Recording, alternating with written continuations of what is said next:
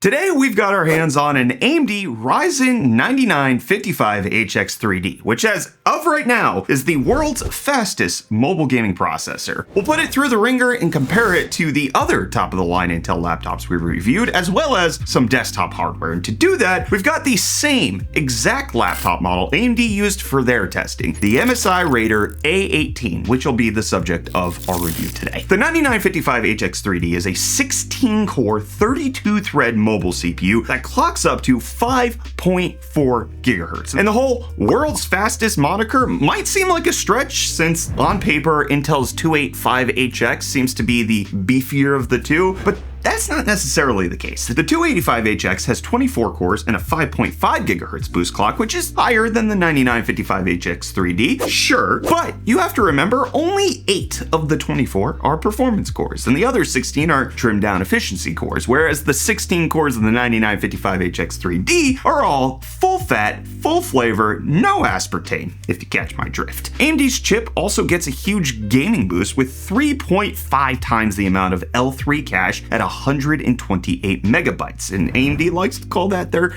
gaming cache, and it's with their new 2nd gen 3D V-cache technology. The memory is underneath instead of on top of the processor cores, which gives the cores more direct access to the cooler for better operating temps. Plus, the efficiency keeps the heat down too. It not only gets better performance than the 275HX, but it also consumes less power, which is amazing, especially when you're talking about a mobile form factor, because laptops manage power by giving the CPU and GPU a shared pool of wattage, so the less power the CPU takes, the more power the GPU has at its disposal. For example, in Black Myth Wukong at 1080p, the Blade 18 with a 275HX and 5090 took 51 and 152 watts respectively, and pumped out 66 frames. And the Raider with the 9955HX3D and 5090 took 44 and 166 watts and put out 68 frames. And while that isn't a huge win in terms of the FPS, it is impressive that AMD beats Intel's chip in efficiency.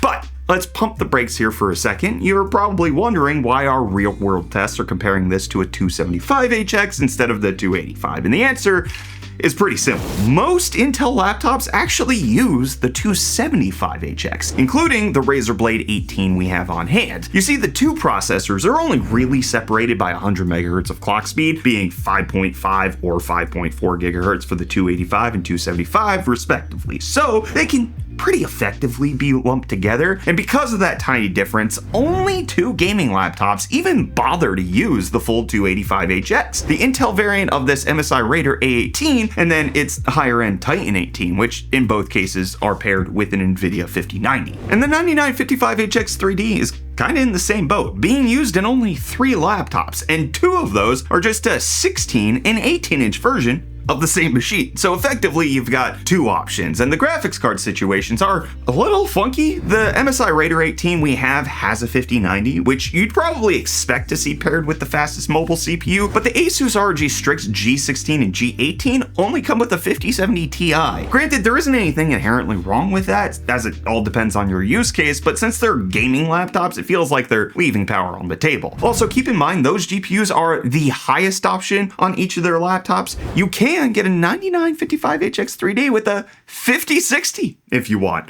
Or if you wait, Asus does have a model listed that isn't for sale yet with a 5050 if you want that. I'm getting ahead of myself here. Before we get too far into the comparisons though, let's take a look at what makes up the rest of this specific laptop. There are 2 versions of the Raider A18. The one we have has a 5090, 64 gigabytes of 5600 megatransfer DDR5, and the other has a 5080 and 32 gigs of RAM. Both share the 9955HX3D and a 2TB Gen 5 SSD. And then the 18-inch display is an OLED, but it is a beautiful 18-inch 3840 by 2400 mini LED panel that is stated to have a 2,000,000:1 contrast ratio, which is the same rating or better than a lot of OLED panels. And even having them side by side, there is not much of a difference. The only real way to distinguish between them is OLED has sharp lines of contrast, and the mini LED has a bloom or glowing effect around bright objects on a dark background, sound and very slight ghosting in certain situations. But if you're just glancing at it or don't have much experience with OLED, this is a pretty convincing alternative. It also has a 120Hz refresh rate, up to 1000 nits brightness, covers 100% of the DCI-P3 color space, is display HDR 1000 certified, and each unit is color calibrated. I gotta tell you, getting that 1000 nits of brightness versus OLED,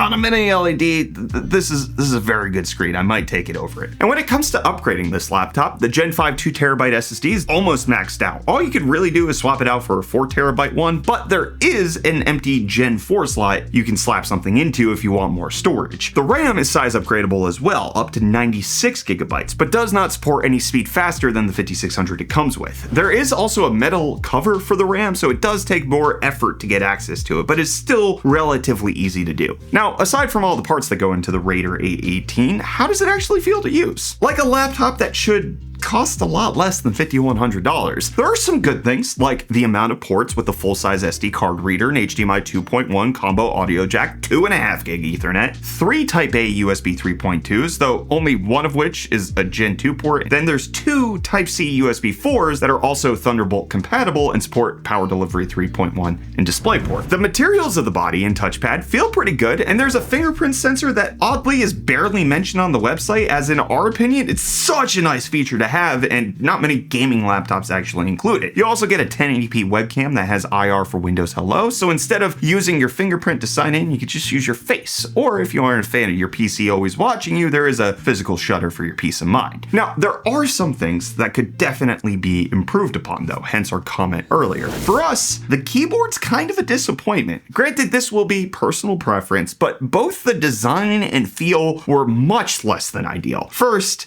the font? We understand wanting to be unique, but we don't think this is the way to do it. It just looks like a hodgepodge of curved lines and right angles, and while it doesn't have any glaring issues with readability, it isn't exactly appealing either. Second, typing on the keyboard is about the same. Nothing majorly wrong with it, but the switches aren't even close to being good. They're not clicky, they're just squishy. Again, it's all just personal preferences, but other laptops of this caliber we've tested tend to have nicer feeling and looking keyboards. And the placement of this stuff is also weird too. The keyboard is a lot further back towards the hinge than other laptops, and while the touchpad is centered, there's a lot of empty space around it that could have been utilized. And as a much more nitpicky thing, the RGB is not great. You don't get a lot of customization, it doesn't shine through much at all, and for our specific laptop, the lights at the top don't work all that well. The default mode is a wave animation, but some of the keys get a little excited and do the wave out of order. Again, while the materials feel okay, the chassis itself is not as rigid as we'd like. The MSI Raider A18 is a hefty 7.94 pounds, and when you pick it up with one hand, the entire body can flex, which doesn't cause any immediate issues, but is kind of worrying, especially in the long term. And I want to preface, this is just the laptop we got, and it could be a 1 in a million thing, but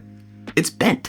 Everything but the screen is just bent right down the middle. The packaging was all intact and it didn't look like anything happened during shipping, so we can only guess, but it seems like it happened at the factory and quality assurance didn't catch it. We've even opened it up to see if the battery swelled or something else caused the bend, and we couldn't find anything. It's just kinda conked. And speaking of the battery, the Raider 18 has a giant 99.9 watt-hour capacity, which is just under the 100 watt-hour restriction of most major airlines, so you can likely safely take this with you while traveling without an additional headache or getting approval for like 140 watt-hours. Don't expect to use it while you're out and about though, because the battery life on this thing is rough. At 50% brightness, it could only play games for 1 hour, which is slightly less than usual for a laptop of this spec. Not terrible though. The real issue was while watching YouTube, where Razer's Blade 18 was able to stream YouTube for 3 hours, which is already far from ideal. The Raider only stayed alive for 2 hours, so you're better off just sticking to using it as a portable desktop. And the reason we're using the Razer Blade 18 to compare it is that it's another high-end laptop that we had on hand already with about the same price point, 4K screen, 50, 90, and 99 watt-hour battery, but crucially an Intel 275HX, so we can get as direct of a comparison comparison as possible. Now strap in, because it's number time, and as a reminder, these tests were done with the laptops in performance mode, and this MSI Raider A18 has the 9955HX 3D and a 5090. We ran our usual synthetic benchmarks, and we'll show them all on screen, but we really want to focus on the CPU scores this time. In Cinebench, the 9955HX 3D got a single core score of 128 and a multi-core of 2140, which does beat out the 275HX of the Blade 18 with 125 and 1800 respectively. And what was more surprising is the best gaming desktop CPU per value, the 9800X3D, got 131 and 1308, a mere 3-point win in single core processing. And while the multi-core isn't as big of a surprise because the 9955 has double the amount of cores, it is still an impressive margin for a mobile CPU. And in Passmark, the 9955HX 3D wins again with 67,120 compared to the 9800X3D's 39,968 and the 275HX's 59,090. Now for the gaming numbers, we're gonna stick to just the two laptops we've been bringing up. The Raider A18 with the 9955HX 3D and the Blade 18 with the 275HX, because comparing the mobile 5090 to a 600 watt desktop 5090 isn't exactly a fair fight. The two CPUs aren't that far apart, especially in 4K, but when you turn down the resolution to something like 1200p, you apply more load on the CPU and the difference becomes much more apparent. For instance, Hogwarts Legacy with ultra settings at 4K, the 9955HX 3D laptop got 59 average FPS and the 275HX got 53, whereas at 1200p they got 165 and 148, going from a 2% win for the 9955 all the way up to an 11% one. Or in Far Cry 6 with the Raider winning by 11% at 4K or 21% at 1080p. The Blade did win some though, like Marvel Rivals by 4% at 4K or 9% at 1200p, but the total average at 4K was the Raider with 67 FPS and the Blade at 64,